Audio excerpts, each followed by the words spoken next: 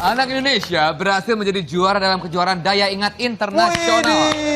Dia usianya adalah 9 tahun dan ikut kompetisi-kompetisi dunia. Dia berhasil meraih 3 piala dari apa tadi? Dari 10 piala yang direbutkan ya. Kemampuan dia ini, dia bisa mengingat kata, gambar, segala macam. Pokoknya dia punya memori yang luar biasa bagus. Mengingat ratusan deret angka, nama dan wajah dalam hitungan menit bukan hal mudah. Tapi kedua anak ini adalah pemegang rekor dunia dalam soal ingat mengingat. Mereka bertarung ingatan atas nama Indonesia.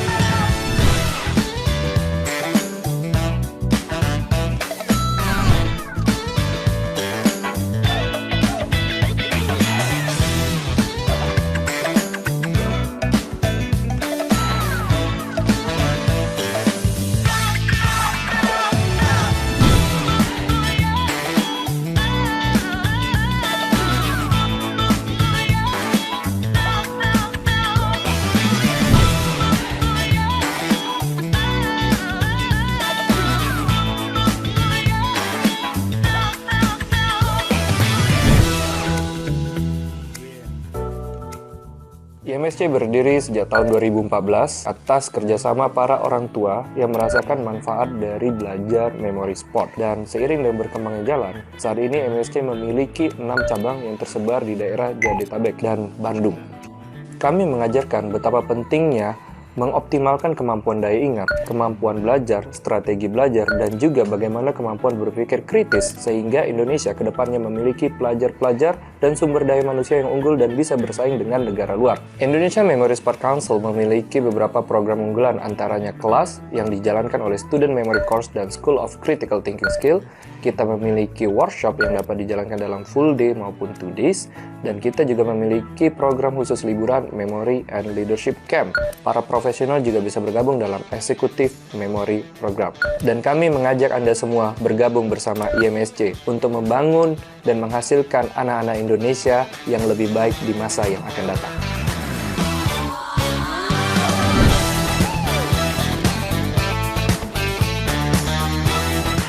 Sejak masuk Memory Sport, nilai mulai naik, apalagi di pelajaran kayak misalnya IPS, sejarah, karena sudah tahu metode mengingat dengan cepat. Ngafalin pelajaran jadi lebih gampang, terus kalau ngelihat angka yang banyak tuh jadi gak pusing, terus bisa lebih fokus dan bisa tahan konsentrasi dalam waktu yang lama. Kalau buat aku sendiri, setelah ikut Memory Sport itu, pastinya kebantu pelajaran yang apalagi yang buat diingat kayak sejarah, biologi, dan itu. Suasana kelasnya seru, menyenangkan, trainernya juga asik-asik ya, sudah seperti teman ya. Buat teman-teman yang belum ikut Memory Sport harus banget ikut Memory Sport ini, karena kayak dengan ikutan kayak gini tuh kalian tuh bisa nambah prestasi juga, terus bisa ngebantu sama pelajaran. Nilai-nilai yang dari jelek jadi bagus. Aku saranin kalian cobain aja, karena selain bisa kompetisi di luar negeri, itu tuh cuman bonus aja. Yang lebih penting itu memori itu benar-benar ngebantu kamu belajar di sekolah.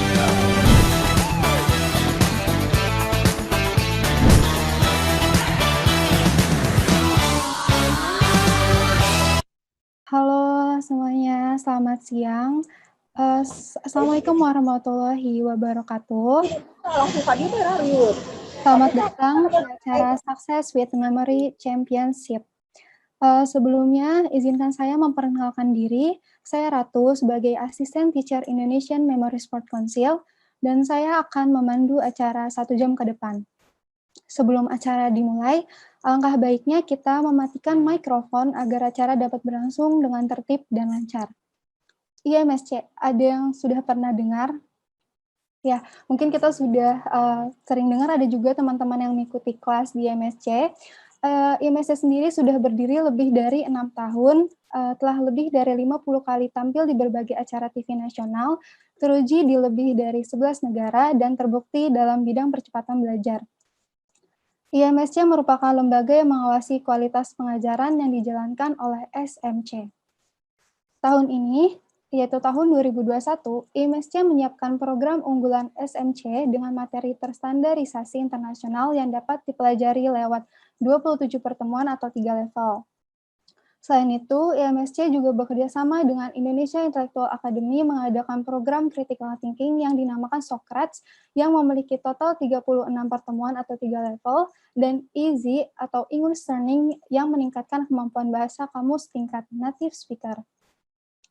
Kelasnya dijalankan secara online interaktif yang bisa diikuti oleh anak-anak dari berbagai kota di Indonesia. Nah, baik. Untuk hari ini, kita akan khusus mendengar penjelasan tentang program kompetisi yang mengenai daya ingatnya, yang dikenal dengan nama Memory Championship. Apa sih Memory Championship itu? Apa betul prestasinya bisa digunakan untuk masuk sekolah dan kampus favorit? Bagaimana habit siswa atau siswi yang serius berlatih memori mempengaruhi konsentrasinya dalam belajar di sekolah? Ya, faktanya sudah banyak murid-murid Memory Sport Indonesia yang masuk kampus favorit seperti ITB, IPB, UI, dan lain sebagainya, sekaligus juga mendapat beasiswa belajar di universitas swasta seperti Telkom, BINUS, dan lainnya. Nah, tidak hanya itu, sekolah-sekolah favorit seperti SMA N8 Jakarta, SMA N1 Depok, SMA N2 Tangerang, SMP Lab School, dan lainnya juga berhasil ditembus oleh siswa-siswi berprestasi kami. This championship is a game changer. Baik, Bapak, Ibu, dan peserta sekalian, sebelum pemaparan dimulai, untuk Bapak, Ibu, atau peserta yang ingin bertanya selama acara, Bapak, Ibu bisa langsung memberikan pertanyaan di kolom chat meeting kita dengan format nama, asal, dan pertanyaan. Baik, untuk mempersingkat waktu, kita undang Kak Yudi Lesmana sebagai Ketua Umum Memory Sport Council untuk memberikan materi pada hari ini. Kepada Kak Yudi, dipersilahkan. Baik, terima kasih Ratu. Assalamualaikum warahmatullahi wabarakatuh. Selamat siang, selamat datang Bapak, Ibu, dan adik-adik di siang hari ini. Senang sekali kita bertemu di sesi Success with Memory Championship. Nah, jadi mungkin ada beberapa dari peserta yang saat ini hadir, baru pertama kali mendengar yang namanya Memory Championship. Dan hari ini kita berkenalan lebih lanjut tentang Memory Championship. Bapak dan Ibu, bagi yang sudah mengikuti latihan memori sebelumnya, sudah pernah belajar memori sebelumnya, ini adalah waktu juga yang tepat bagaimana Bapak dan Ibu anak-anaknya nanti kalau ikut kejuaraan, bagaimana kejuaraannya itu bisa dipakai untuk membantu jenjang pendidikan lebih lanjutnya lagi. Nah, hari ini izinkan saya memperkenalkan diri dulu. Pada kesempatan kali ini ada pepatah mengatakan tak kenal maka tak sayang. Dan saya sedikit memperkenalkan diri. Bapak dan Ibu boleh memanggil saya dengan Kak Yudi. Biasanya adik-adik semuanya yang lain, Bapak dan Ibu orang tua biasanya memanggil saya dengan Kak Yudi.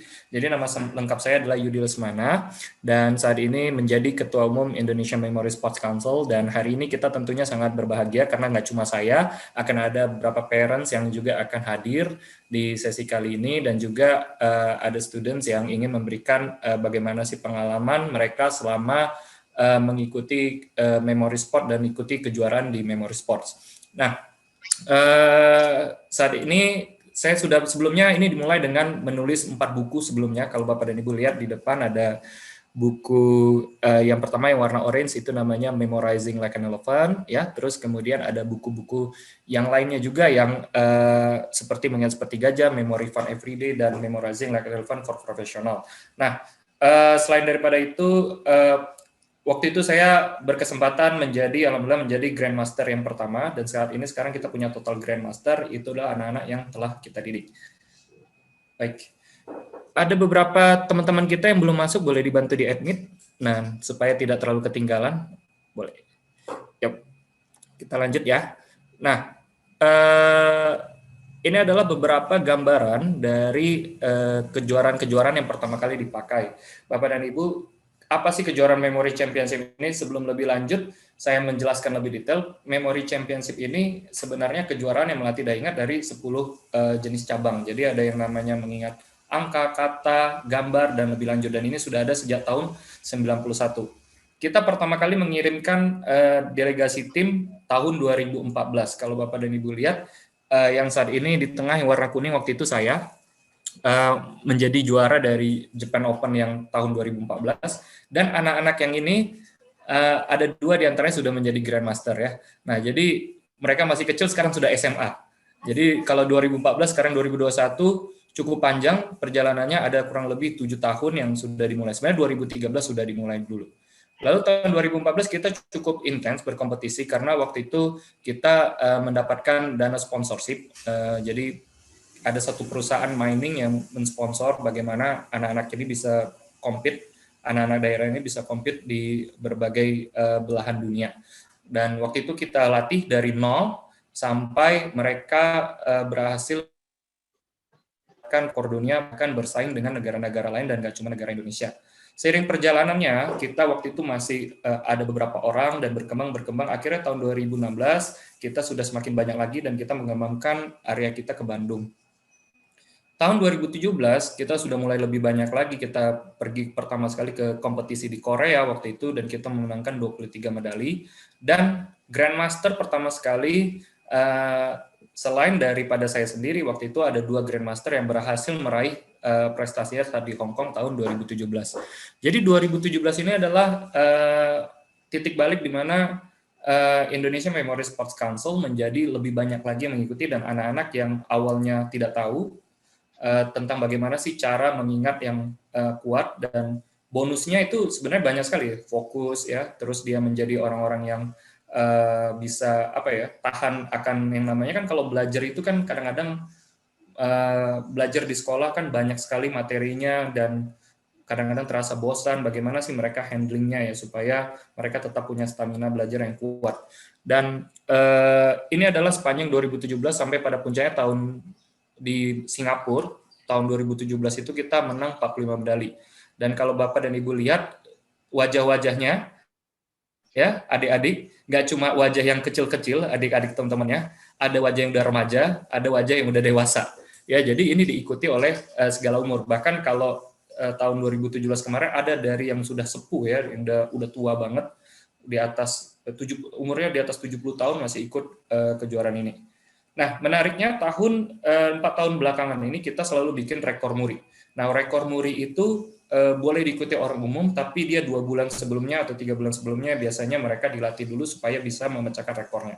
Rekor murinya itu bersamaan, ya. Jadi setiap orang biasanya dibagi harus mengingat berapa hal dan kemudian diuji di satu waktu. Nah, rekor muri pertama kita adalah P number. Saya waktu itu kita berhasil mengingat kurang lebih 13.500 angka P yang 3,1415 sekian. Lalu kemudian rekor keduanya kita terinspirasi mengingat ensiklopedia. Rekor ketiganya kita mengingat detail pariwisata Indonesia, semuanya sampai detail tiket masuk, tinggi MDPL dan segala macam. Dan tahun 2020 yang baru-baru saja diselesaikan, kita mengingat Kamus Cambridge. Nah, di Kamus Cambridge ini anak-anak, setiap dari anak-anak coba dilihat di foto di sini mendapatkan rekor murinya. Apa sih menariknya rekor muri? Jadi kenapa ada rekor muri dulu? Tahun 2002 waktu itu saya mendapatkan rekor muri sebagai pria Indonesia pertama yang mengingat paling banyak angka, waktu itu satu lagi kartu gitu ya. Dan sewaktu saya kuliah waktu itu ada panggilan kerja, kayak kampus saya tuh ada kantor yang datang untuk meng-hire anak-anak lulusan sebelum lulus. Jadi 1 tahun sebelum mereka udah hiring dulu ya. Lalu diseleksi dan mereka nanti dapat beasiswa.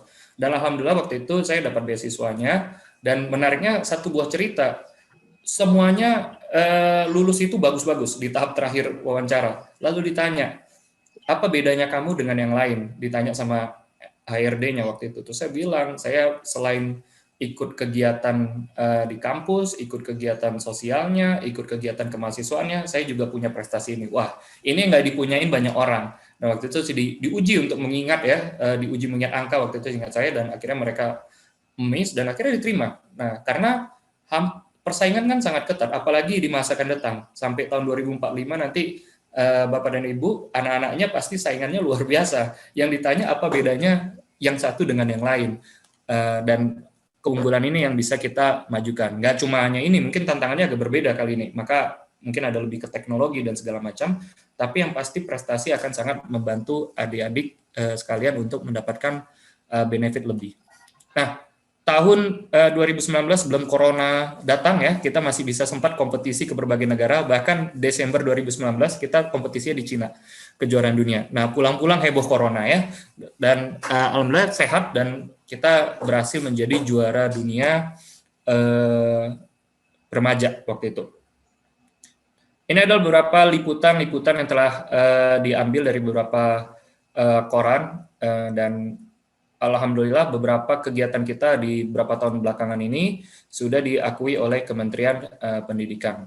Dan ini adalah beberapa media-media yang meliput bagaimana anak-anak ini berhasil meraih prestasi di berbagai belahan dunia. Jadi yang pertama mereka pede dulu nih bahwa kemampuan mereka ternyata bisa bersaing dengan negara lain. Dan itu juga adik-adik yang ada di sini semuanya.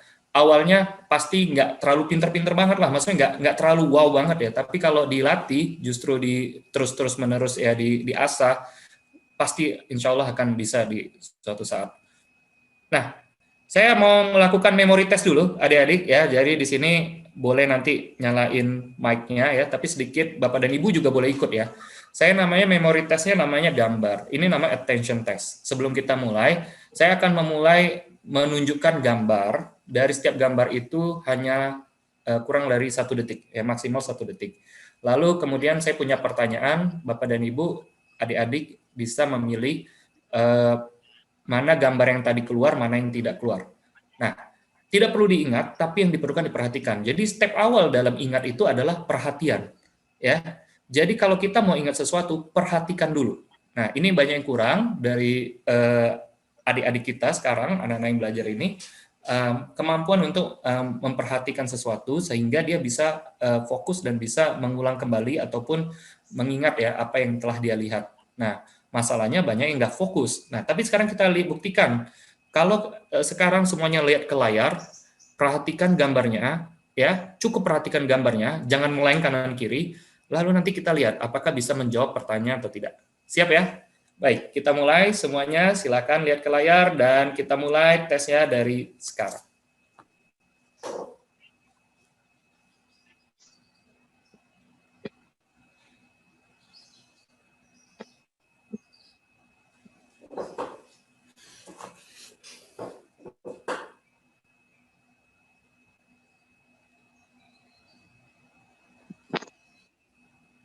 Oke. Ingat berapa kira-kira? Wah, nggak ingat semua.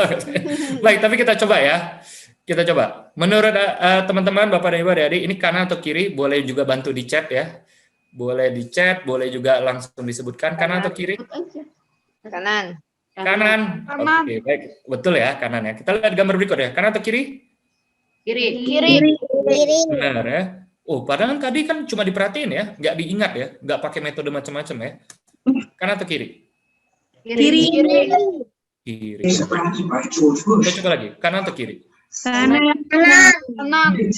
Benar ya. Kita lihat lagi ya. Kanan atau kiri? Kiri. Kiri, benar ya. Kanan atau kiri? Ini apa? Kanan. Kanan. Betul ya, kanan ya.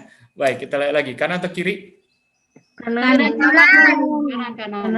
Kanan, benar ya. Nah, sampai saat ini kita udah berhasil ini menjawab semuanya. Kanan atau kiri? Kiri. Benar sekali ya, yang peluncur roket. Kanan atau kiri?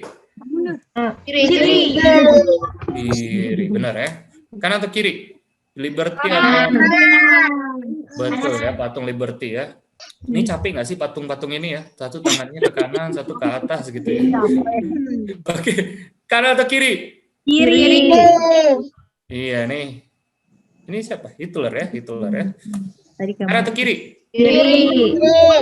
Iya, nih jangan kebanyakan makan ya, micin ya, kebanyakan garam nanti pusing ya. Nah, kanan atau kiri? Kanan. Oh, benar ya, luar biasa. Kanan atau kiri? Kanan. Iya, mobil aja jaga jarak ya, apalagi kita ya. Nah, untuk pertama. Kanan atau kiri? Kanan. Kanan. Kanan atau kiri? Kiri. Oh, benar kiri. Kanan atau kiri? Kanan. Benar ya. Kanan atau kiri? Kiri. Benar ya, yang fokus ya. Nah, ini. Kiri. Balap atau balap ini? Kiri. F1? Kiri. Kiri ya. Benar sekali ya. Nah, ini kanan atau kiri ini. Kiri. Aduh, ya beda banget ya kalau pilih kanan. Nah, luar biasa ya. Tepuk tangan dulu ya buat kita semua ya. Nah, jadi ternyata Bapak, Ibu, dan adik-adik mengingat apa ya namanya ya? Mengingat sesuatu itu langkah pertamanya tuh perhatian. Nah, jadi diperhatiin dulu. Jadi Bapak dan Ibu kalau ada anak dikasih tahu di rumah, terus nggak ngejalanin juga, mungkin informasinya belum diperhatikan. Bukan anaknya nggak bisa, tapi informasinya belum betul-betul diperhatikan. Makanya ada bagusnya kalau kita bicara ya, perhatikan dulu anaknya sudah memandang kita nggak gitu ya, atau kita sudah memandang anaknya, atau guru juga. In case kadang-kadang kan kalau lagi online begini, kadang-kadang kita nggak bisa tahu juga ya, anaknya udah perhatiin kita atau bukan ya. Makanya kalau di kita kelas, kalau yang namanya betul-betul kelas itu sangat kecil ya jumlahnya, sehingga guru bisa memperhatikan satu persatu. Kalau adik-adik juga, kalau kita udah mulai nih, sambil nih online, sambil aja WA atau sambil lagi main game ya. Sekarang kan ada kan sambil main game, sambil klik apa, sambil chat teman ya. Nggak mungkin kita bisa dapat 100%. Kenapa? Atensi kita sudah pasti tidak kemana-mana. Nah, tidak fokus ya, udah kemana-mana. Nah, makanya ada namanya Memory Championship yang melatih kita untuk namanya fokus.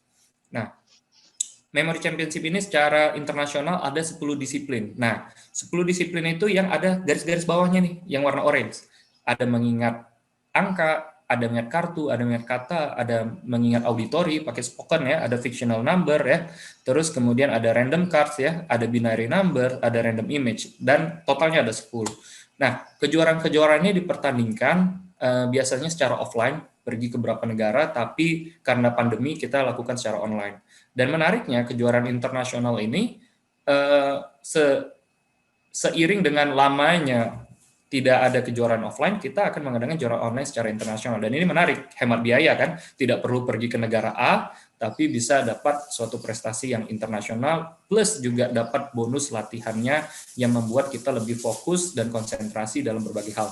Dan ini baru satu yang namanya Memory Championship. Menariknya Memory Championship pun ada rankingnya. Jadi seluruh dunia ada rankingnya, ada lebih dari 50 negara yang masuk dalam kejuaraan ini, lalu di ranking siapa peringkat 1, peringkat 2, peringkat 3 ya. Ini kebetulan datanya agak lama, data terbaru itu juara satunya itu mahasiswa kedokteran ya dari Italia. Nah, kita ada di nomor 40-an ya. Kita di nomor 40-an secara peringkat dunia, tapi paling banyak dari mana Kak Yudi? Paling banyak juara satunya memang dari USA, tapi paling banyak dari Mongolia dan China. Mongolia dan China ini adalah generasi barunya yang banyak banget melatih kemampuan otak dan nggak cuma hanya memori. Oke, kita bicara tentang benefit, habit, dan value. Kenapa sih kalau ngikutin anak-anak lomba itu emang menang aja ya tujuannya? Enggak dong ya. Apa adik-adik kalau kalah langsung sedih gitu dan berhenti? Jangan sampai situ. Justru banyak benefit lain yang didapatkan. Dan ini yang nanti Bapak dan Ibu yang nanti membantu saya menjelaskan bagaimana sih prosesnya anak-anak ini juga mendapat manfaat dari ikut-ikut beberapa kompetisi ini. Nah, jadi yang pertama kalau kita lihat anak-anak belajar fokus. Nah, kebayang ini pas tanding ada ini tanding di Korea. Ini kita yang di Korea. Kenapa Kak ada pakai jaket gini? Waktu itu tandingnya suhunya 1 derajat atau 2 derajat gitu ya. Dan pemanasnya waktu itu nggak gitu aktif ya. Jadi berapa jam gitu, berapa menit ya, dari menit sampai jam. Ini menit sih, menitan. Tapi dalam kumulasi berjam-jam mereka dilatih untuk fokus kepada informasi yang ada di hadapannya. Ada juga yang bentuknya kayak kartu gini. Nah, ini hanya tools-nya aja. Jadi dilatih untuk fokus dalam waktu yang lama.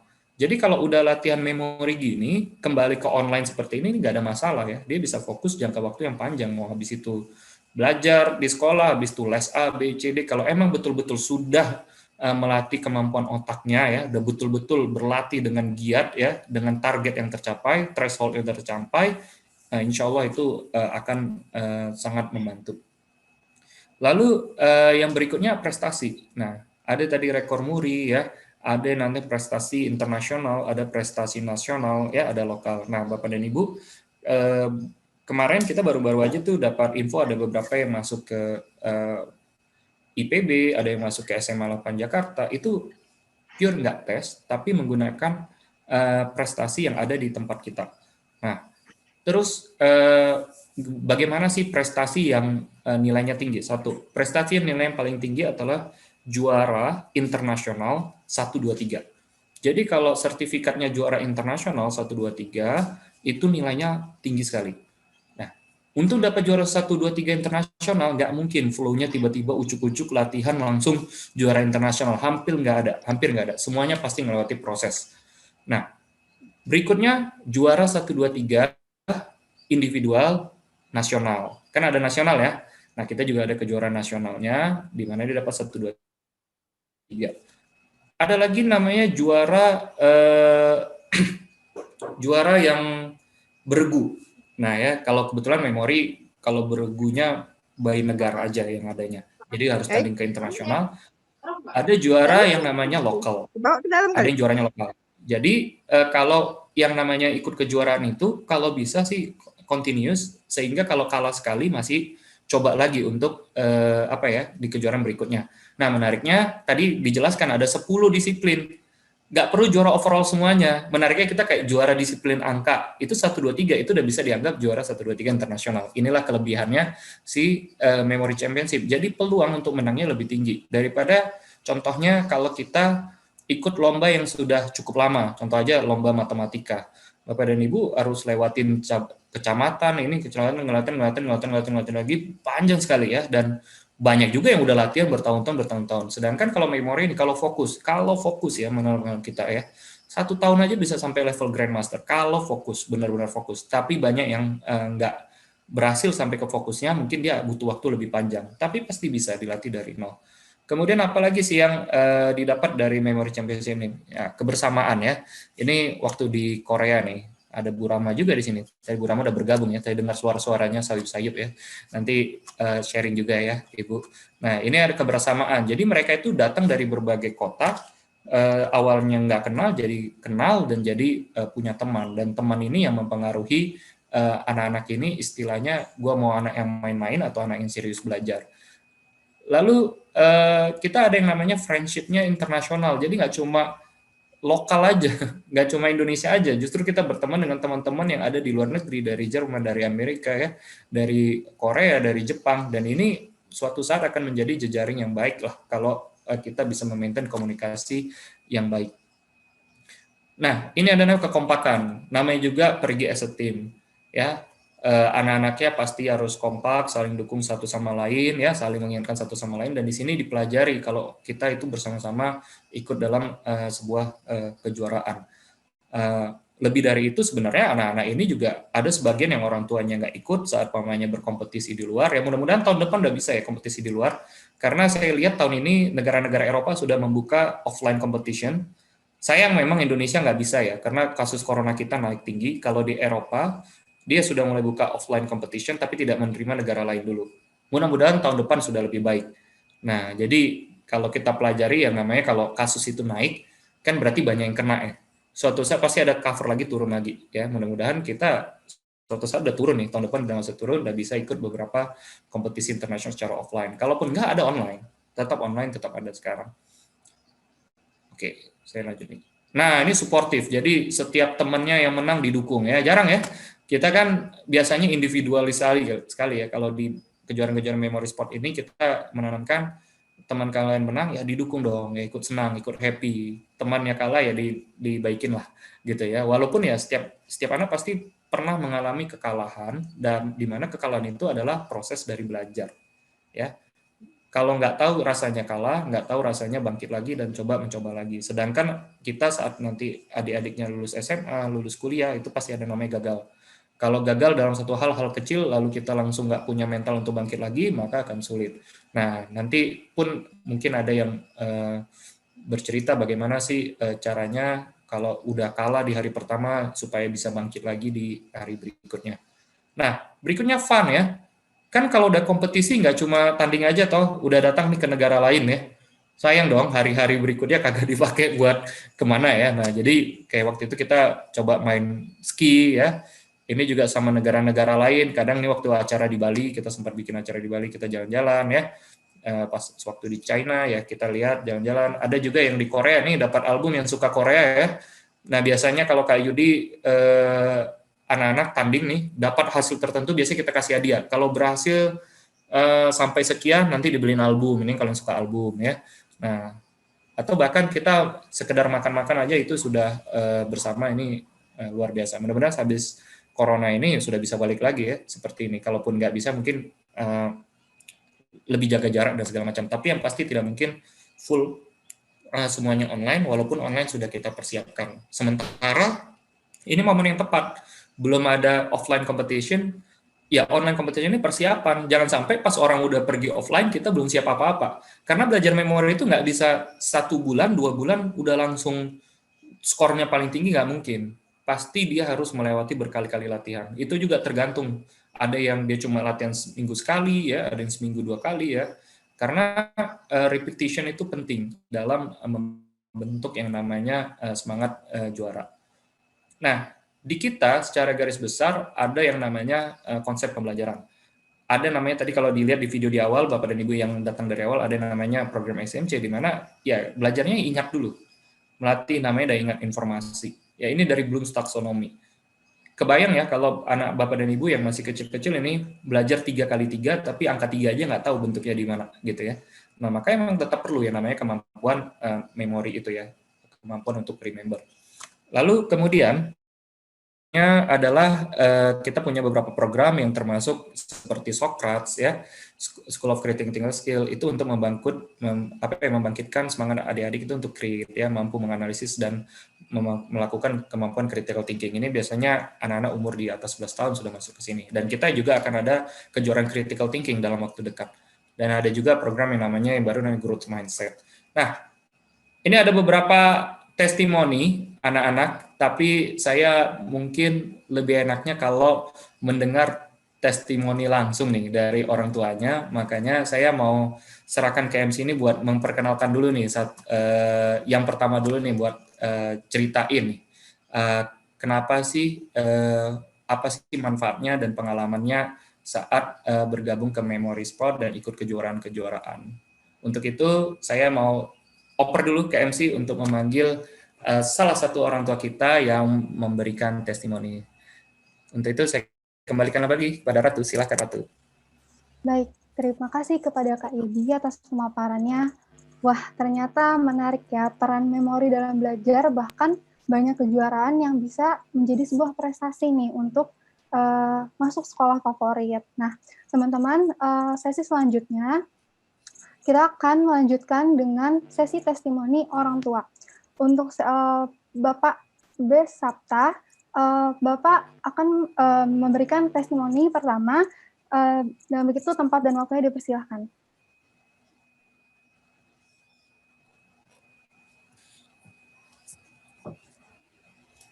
Halo, selamat siang semua. Assalamualaikum. Siang Bapak. Oke, terima kasih Kak Yudi dan tim Memori. Sudah lengkap sekali ya penjelasan dari Kak Yudi tadi ya. Tapi saya sebetulnya testimoninya juga tadi udah ditayangkan ya, yang di slide terakhir ya. WA terakhir itu ya, WA yang kemarin ya.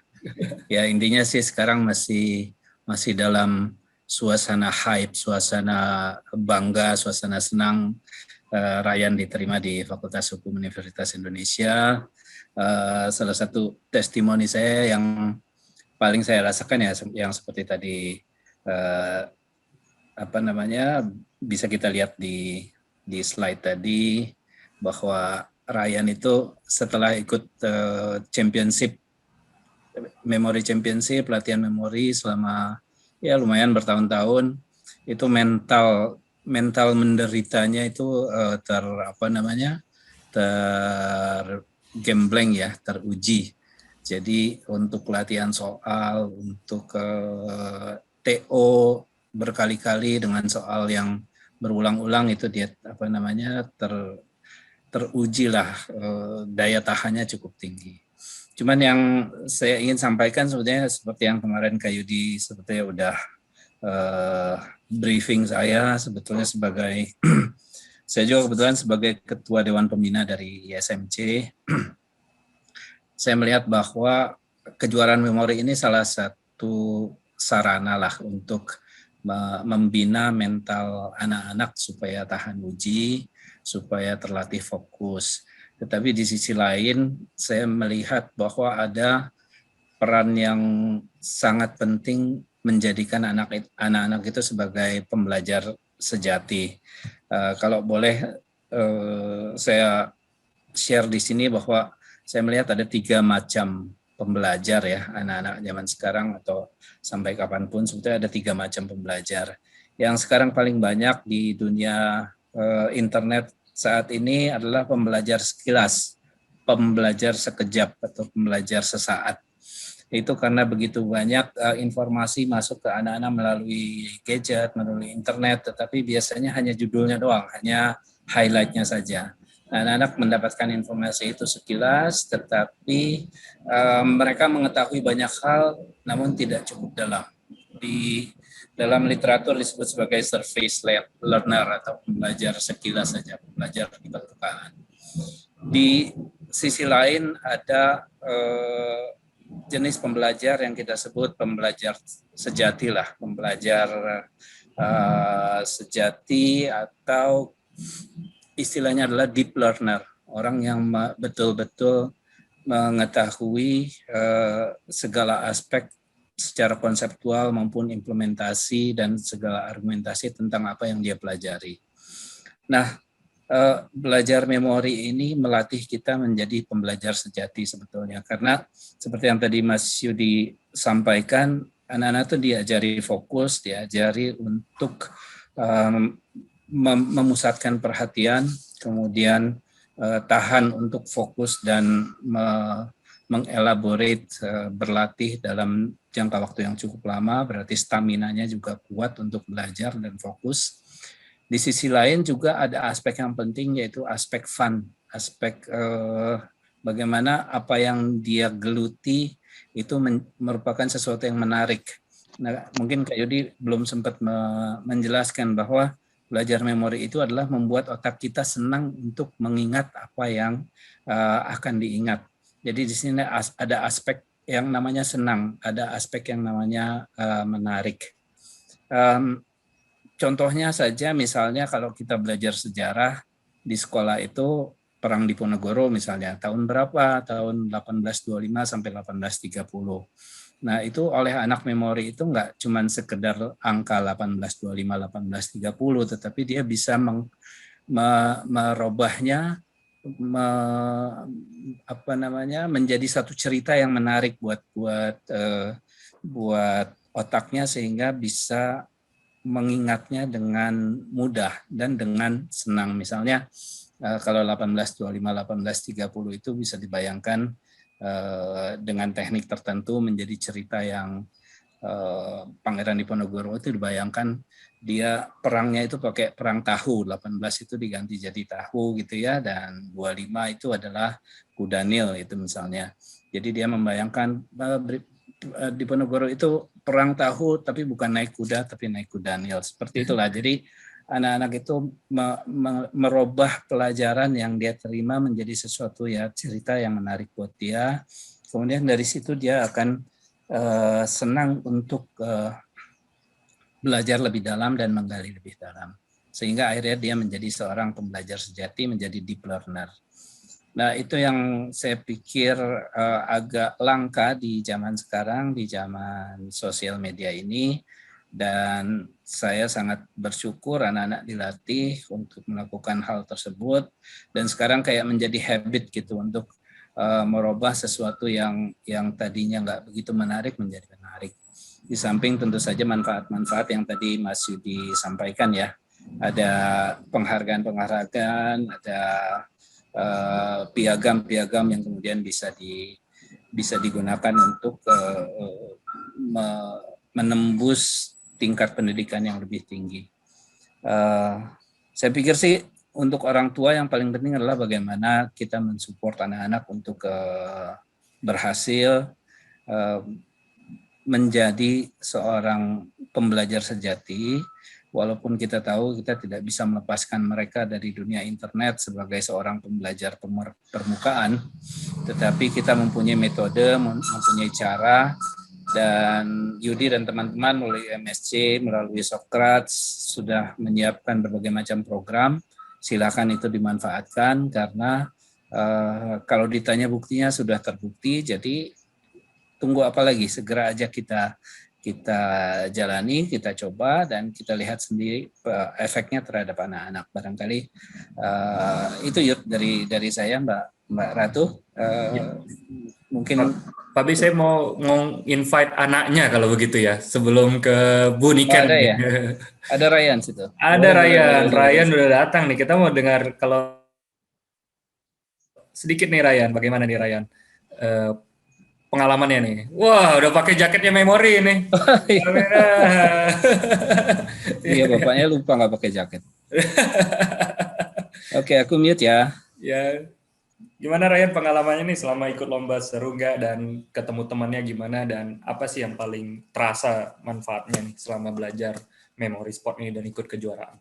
Silakan Ryan. Ya, jadi dampaknya kepada Ryan sendiri sebagai pelajar gitu ya, itu paling terasa tuh kalau misalnya mau belajar gitu kan, biasanya kayak pertama ngumpulin mood dulu gitu kan, ngumpulin mood bisa berapa jam gitu kan, lama banget dengerin musik segala macam, waktu kebuang gitu kan. Terus kalau udah belajar pun, baru belajar dikit, rasanya kalau udah banyak, istirahat lagi deh gitu kan, udah capek gitu, capek gitu kan. Nah tapi gara-gara ikut Memory Championship ini kan, terutama dia setiap disiplin itu kan ada 1 minute concentration time ya. Nah, itu paling kerasa banget. Kita dipaksa untuk fokus, kita terlatih untuk fokus dalam waktu yang kecil. Terus, jadi kita nggak harus ngumpulin mood dulu lama banget, terus waktunya kebuang sia-sia gitu kan. Jadi, 1 menit ya? Lah. Iya, 1 menit. Biasanya paling cuma benerin solve Rubik aja, terus otaknya udah jalan gitu, terus langsung bisa udah mood gitu, udah jalan gitu. Terus belum lagi kita kan lomba itu ada 10 disiplin kan. 10 disiplin itu selama berjam-jam gitu, kita harus fokus, kita dilatih untuk fokus, jadi kita tahan lah sebagai endurance juga gitu. Otak kita tahan untuk belajar berjam-jam gitu, jadi di depan buku gitu, dengan menggunakan teknik-teknik memori tadi gitu. Jadi kita terlatih untuk menggunakan teknik itu terus-menerus dengan fokus yang lama gitu. Dan gimana kalau ketemu teman-temannya gimana Ryan di memori ini? Katanya kan kalau jangan-jangan ini orangnya ini nih kutu buku semua nih. Sebenarnya gimana sih ketemu orang-orangnya, justru yang gimana nih kalau di Memory Sport nih sama teman-temannya?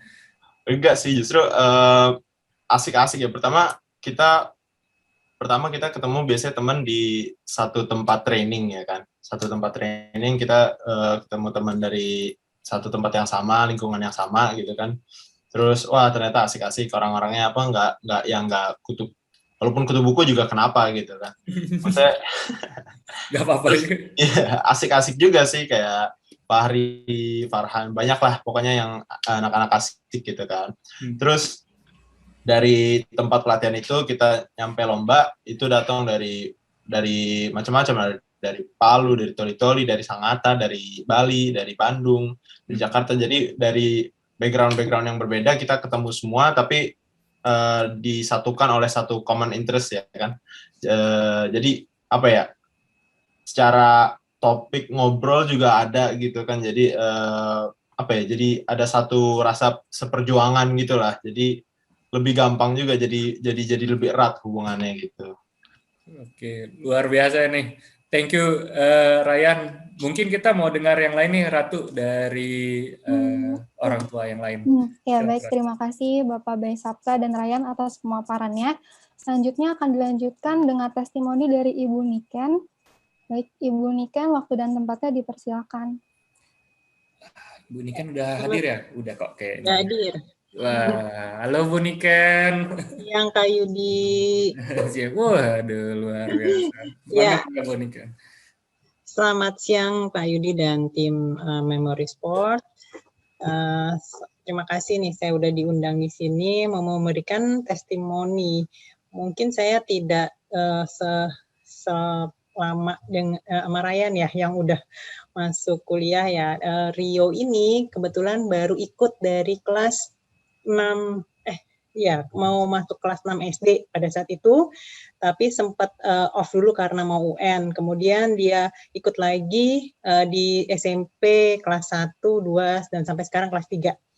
Nah, pengalamannya Rio ini, dia sudah ikut di tingkat nasional dan internasional. Internasionalnya itu di Jepang dan di Filipina. Kebetulan waktu itu kita milih di Jepang dan Filipina, dan benar kata Kak Yudi, yang dihitung itu pertama tingkat internasional dan kejuaraan individu itu lebih besar nilainya daripada yang beregu walaupun internasional, atau nasional itu ya tingkatannya levelnya lebih rendah ya. Nah, kebetulan Rio di Jepang itu dapat internasional juara 2. Memang jadi gini, waktu kita mau masukin kan kalau sekarang tuh istilahnya ada namanya Shidanira.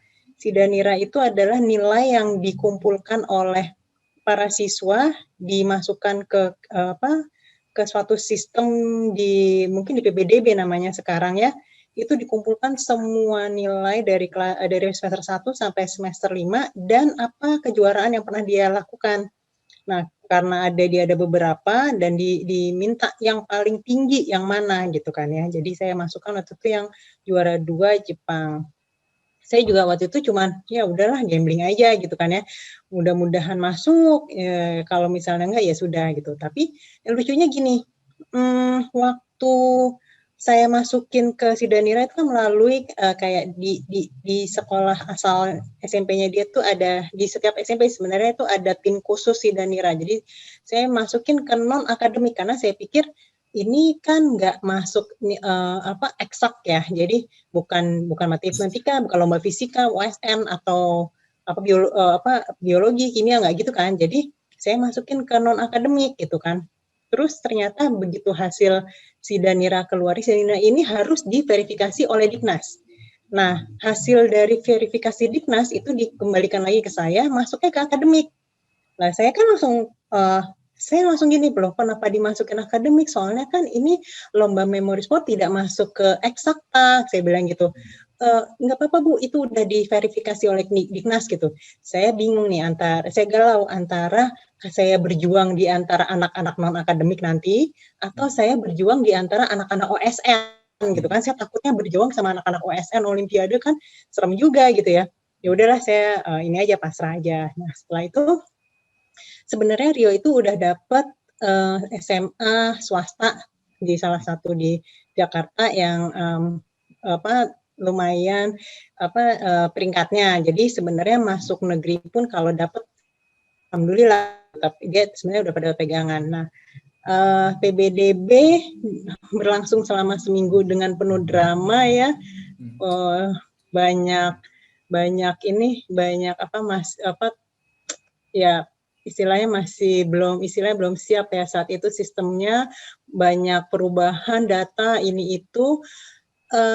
Akhirnya dia berhasil masuk di akademik, di jalur Japres akademik, bukan non akademik. Jadi saya merasa sangat bersyukur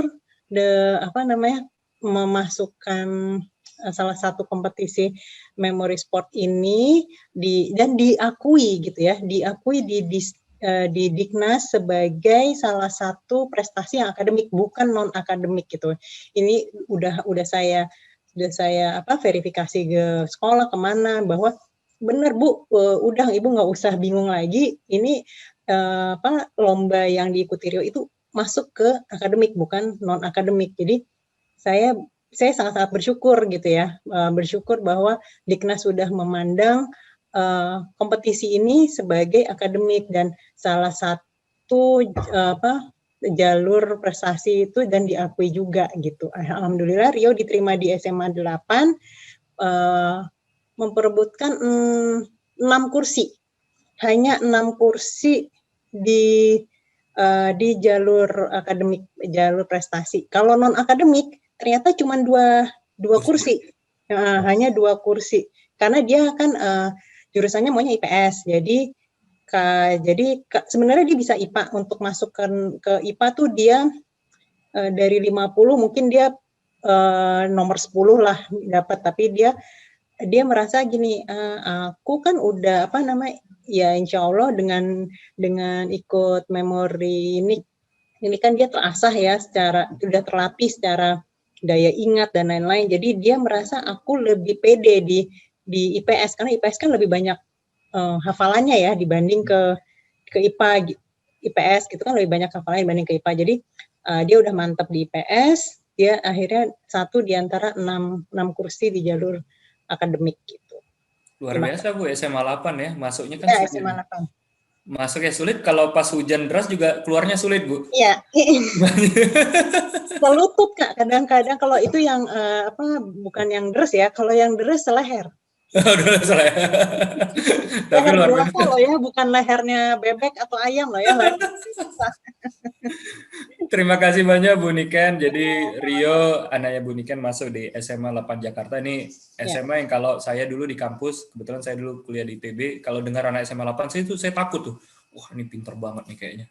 Apalah saya anak daerah ya. Tapi ini ya, bukan berarti yang di daerah nggak bagus juga ya. Tapi ini adalah salah satu bentuk di mana ternyata bisa tuh dipakai ke sekolah-sekolah favorit. Dulu ini perkembangannya cukup bertahap.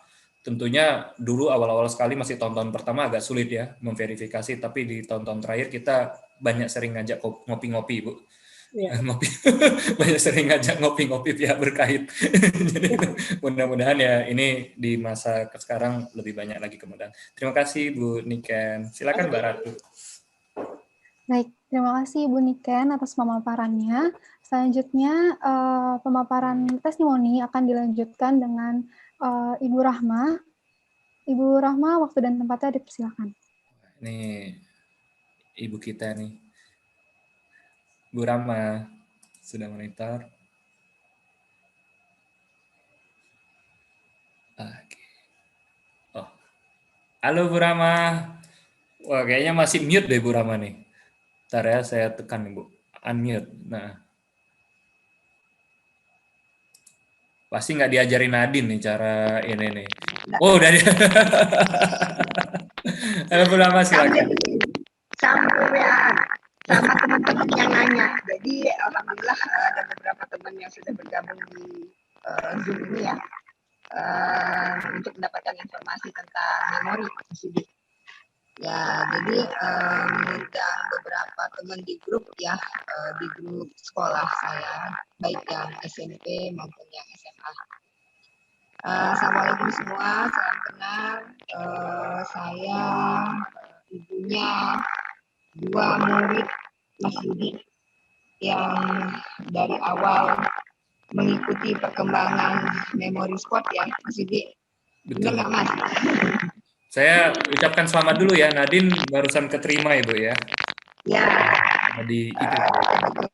Nadine ini keterima di ITB dan kemarin baru juga kita buka, alhamdulillah lulus juga di Telkom. Oke, wow. Nah, semuanya lewat jalur prestasi.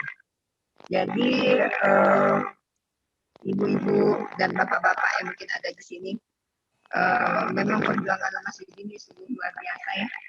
Saya sangat bangga bergabung dengan komunitas memori seperti ini. Alhamdulillah sangat membantu prestasi anak saya di bidang akademik maupun karir mereka ya. Nah, kebetulan anak saya yang pertama ini masuk kelas Axel, jadi SMA 2 tahun. Waktu SMP, dia kedua tertinggi di Kabupaten Tangsel ya, di SMA-nya beda 0,03 doang sama yang pertama. Terus alhamdulillah masuk SMA 2 dengan jalur prestasi. Nah, jadi kebetulan tahun ini alhamdulillah Nadine lulus di 2 ya, saat ini baru ketahuan pengumumannya itu di IPB dengan Telkom. itu lewat jalur prestasi. Nah, kami memang waktu itu mendaftar di beberapa universitas, kami coba juga lewat UTBK. Ternyata Nadine rezekinya di jalur prestasi yang banyak melampirkan prestasi dan rekomendasi dari memori. Nah, untuk Nadia saat ini belum mulai untuk PPDB masuk SMA ya, tapi alhamdulillah sudah mempersiapkan surat rekomendasi dan sebagainya. Mudah-mudahan dimudahkan. Jadi saya nanti juga mau nanya lagi sih panitianya ini, apakah jalur memori ini masuk lewat prestasi akademik apa non akademik ya? Kalau pengalaman ini kan tadi malah masuk di akademik ya, luar biasa ya. Nah, jadi Mas Yudi, kalau perjuangan kita dari awal ya, dari anak-anak kecil gitu. Jadi bagi kami itu seperti keluarga sudah. Jadi seperti komunitas yang serasa saudara gitu. Jadi kita tuh senang melihat perkembangan anak-anak mulai dari SD, SMP, SMA, nggak berasa atau kuliah. Jadi rasa cinta kepada memori sport itu ada, rasa kekeluargaannya itu tinggi. Jadi tidak semua komunitas olahraga yang saya rasakan demikian, karena kebetulan Nadia ini juga kan berkarir di dunia catur ya. Jadi Nadia ini kemarin juga sempat jadi atlet catur. Sekarang agak vakum karena memang kondisi COVID dan kedua ternyata jalur mereka untuk ke arah sana mungkin ada yang lebih mereka minati. Nah, jadi bagi saya bergabung di Memori Sport ini sebuah langkah besar karena luar biasa Mas Budi ini sebagai coach, sebagai ketua di Memori Sport Indonesia ini sangat merangkul anak-anak. Benar-benar bagi saya tuh, bagi anak-anak Mas Budi tuh kayak kakaknya gitu. Jadi mereka bisa bercanda, bisa cerita, mereka bisa minta saran, dan alhamdulillah bisa sangat memberikan motivasi tinggi buat anak-anak. Jadi kebetulan Nadia ini kan sudah menjadi Grandmaster ya Mas Didi. Iya Bu. Salah satunya Nadia ini Grandmaster termuda Indonesia ya, adiknya ini Nadia saat ini ya. Mudah-mudahan nanti teman-teman yang lain, adik-adik lagi akan menyusul menjadi Grandmaster juga. Amin. Amin. Mudah-mudahan ya Ibu ya. Ibu Purama, kayaknya ada satu itu Bu, di HP-nya kayaknya ada satu aplikasi, jadi suaranya agak kayak ini Bu, kayak ada menggema Ibu. Gimana ya? Itu biasanya Ibu dipakai ini ya, Ibu pakai pengganti suara jangan Bu Rahman. Buat ngerjain orang. Biasanya Ibu pakai prank ya. Enggak. Kayaknya ada sedikit ini Bu, suaranya tadi agak kresek, jadi agak kurang dengar. Tapi kita ngedengerin sih Bu, tadi dapat poinnya bahwa memang duanya ini, Nadine dan Nadia adalah salah satu murid kita yang udah cukup lama dari umur 9 tahun kayaknya. Saya sendiri 10 tahun ya.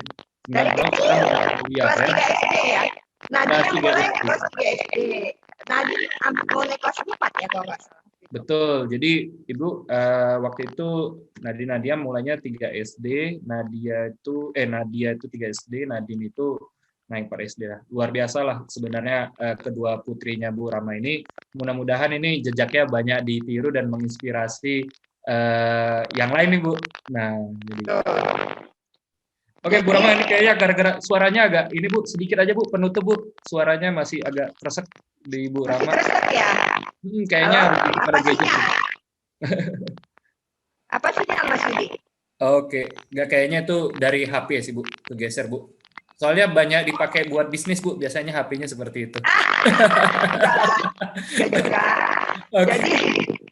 Jadi Mas Yudi, saran saya kepada yang ada di acara ini, insya Allah tidak pernah saya merasa menyesal dan rugi masuk komunitas ini. Benar-benar perjuangan dari Nol itu sangat menghasilkan hasil yang luar biasa buat saya. Jadi saya merasa berterima kasih banget juga atas bimbingan Mas Budi dan seluruh tim memori yang sudah mengantarkan anak saya bisa berprestasi baik di akademik maupun non akademik, dan sangat terbantu dengan promosi-promosi kegiatan-kegiatan yang dilakukan oleh pihak memori ya Mas Budi ya. Kami akan membersamai Memori Sport Indonesia sampai kapanpun Mas Budi. Semoga makin sukses ya. Mudah-mudahan anak-anak yang lain akan mengikuti jejak-jejak sukses kakak-kakaknya. Ya Mas Budi, makin maju, makin berkembang. Gitu aja kali Mas Budi ya. Amin, amin. Amin ya. Terima kasih Bu Rama atas testimoninya. Sukses terus buat Nadina Nadia, dan kita keep kontak, mudah-mudahan Nadianya keterima di SMA 2 Tangerang Selatan ya Bu, Tangerang ya Bu ya. Amin ya. Kayaknya masuk lah Ibu ya. Jadi baik. Terima kasih Ibu. Saya kembalikan lagi kepada Mbak Ratu. Silakan Mbak Ratu. Baik, terima kasih Bu Rahma atas pemaparannya. Baik Ibu Bapak sekalian, kita akan memasuki sesi selanjutnya dari acara ini, yaitu sesi tanya jawab dengan membacakan pertanyaan yang telah kami terima lewat media sosial kami. Untuk itu saya persilakan kepada Kak Yudi untuk membawakan sesi ini. Oke, baik Bapak dan Ibu, kita mungkin sebentar lagi mengakhiri sesi ini. Ada yang ingin bertanya nggak? Tadi ada beberapa yang nanya bagaimana bergabung ke program kita ya. Jadi ada berbagai macam cara ya. Salah satunya bisa lewat program reguler ya, bisa bikin program yang intensif ya. Kebetulan sekarang kan anak-anak lagi libur ya. Kak, aku mau latihan mandiri, itu juga ada yang namanya menggunakan aplikasi. Jadi Bapak dan Ibu please feel free, tinggal kontak ke orang yang mengkontak Bapak dan Ibu untuk hadir saat ini, maka akan ditunjukkan caranya. Terus jangan takut sih, menurut saya mulai aja untuk lomba. Kenapa? Kalah pun itu adalah proses belajar. Jadi kalah dulu pun nggak apa-apa. Kalau menang ya alhamdulillah ya. Yang penting diberikan semangatnya dulu supaya berani mencoba hal-hal baru. Coba aja suatu hal baru, nggak ada salahnya lagi. Mudah-mudahan itu menjadi jalan. Nah, kalau Bapak dan Ibu ada pertanyaan lain, silakan sebelum kita tutup sesi kali ini. Boleh via chat, boleh juga melalui ini. Oke, ada pertanyaan juga untuk umur ya. Nah, jadi Bapak dan Ibu, untuk paling kecil, saya tahu di sini ada juga yang paling kecil itu umur 6 tahun ya. Nah, jadi 6 tahun, cuma memang perlu pendampingan. 7 tahun juga ada, 7 tahun yang namanya, kalau 7 tahun dicobakan dulu lewat trial class, itu free, jadi Bapak dan Ibu tinggal ikut aja, dan nanti anak-anaknya diajarkan dulu dari basic ya. Dan kalau tadi paling kecil yang pernah belajar di kita tuh 6 tahun ya. Dan kalau bicara dulu anaknya Bu Rahma itu belajarnya umur 9 tahun saya ingatnya. Jadi gak ada masalah, di mana Bapak dan Ibu kalau mau ikutkan itu sudah bisa 7 tahun. Dan kita ada beberapa program juga, kalau Bapak dan Ibu sampaikan bahwa kayaknya anak saya cocoknya program-program yang lebih ini ya, yang buat anak-anak kecil, ada tergantung umurnya.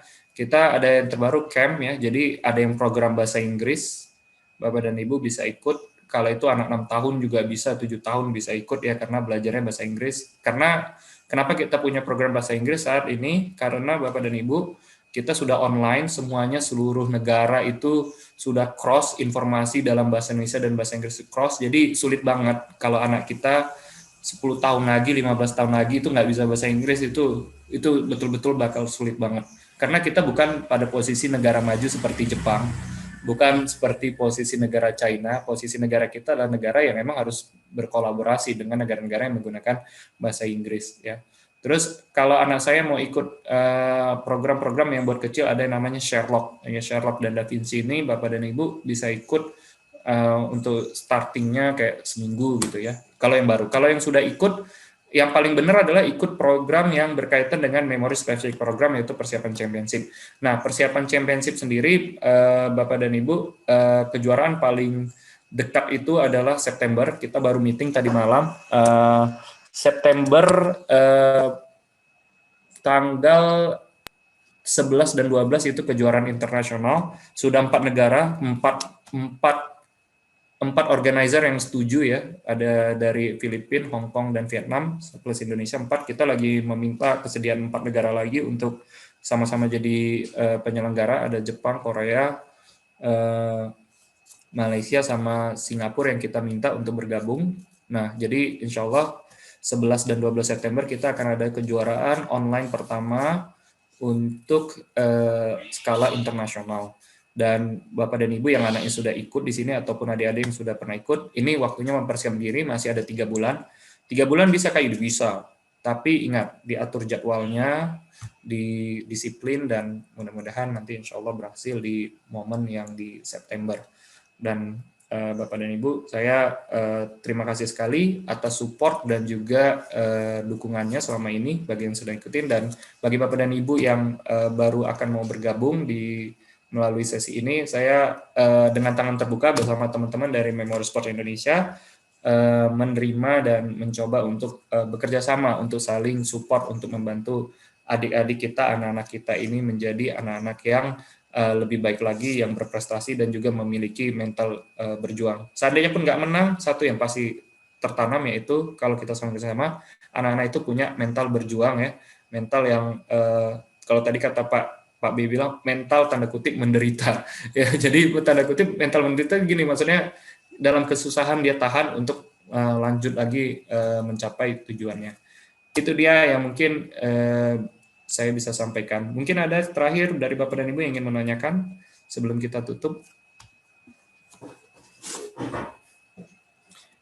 Kalau tidak ada lagi, mungkin kita sudahin, Mbak Ratu. Ya, dan saya ucapkan sekali lagi terima kasih atas kehadirannya, dan semoga lewat acara ini kita bisa saling menyebarkan manfaat dan memberikan inspirasi. Inspiratif sekali ya tadi ya Kak Ratu ya, testimoni dan apa yang disebutkan oleh anak-anak kita. Baik, kalau untuk itu silakan Kak Ratu ditutup saja, dan kita akan share lagi ya, dan rekaman dari kegiatan kali ini bisa di-share ke teman-teman yang lain dan bisa di-share ke teman-teman yang lainnya. Baik. Silakan. Baik, terima kasih kepada Kak Yodi atas pemaparannya. Karena waktu yang terbatas, untuk pertanyaan lebih lanjut atau pertanyaan yang belum terjawab, Bapak Ibu bisa langsung memberikan atau mengirim pertanyaan via WhatsApp kepada kontak yang sebelumnya telah mengkontak Ibu Bapak sekalian. Nah, hadirin sekalian, sampailah kita pada penghujung acara kali ini. Terima kasih atas partisipasinya dan kerjasamanya untuk tertib dalam acara ini hingga acara dapat berjalan dengan lancar. Berikut. Mungkin untuk menutup acara ini ada closing statement dari Kak Yudi. Oke, terus berlatih dan saling membantu untuk mengembangkan kemampuan anak-anak kita. Jadi mulai dulu ya, ibaratnya mulai saja dulu. Yang lainnya nanti kita akan sesuaikan dan kita sama-sama support anak kita supaya menjadi anak yang berhasil. Terima kasih semuanya. Assalamualaikum warahmatullahi wabarakatuh. Sampai jumpa.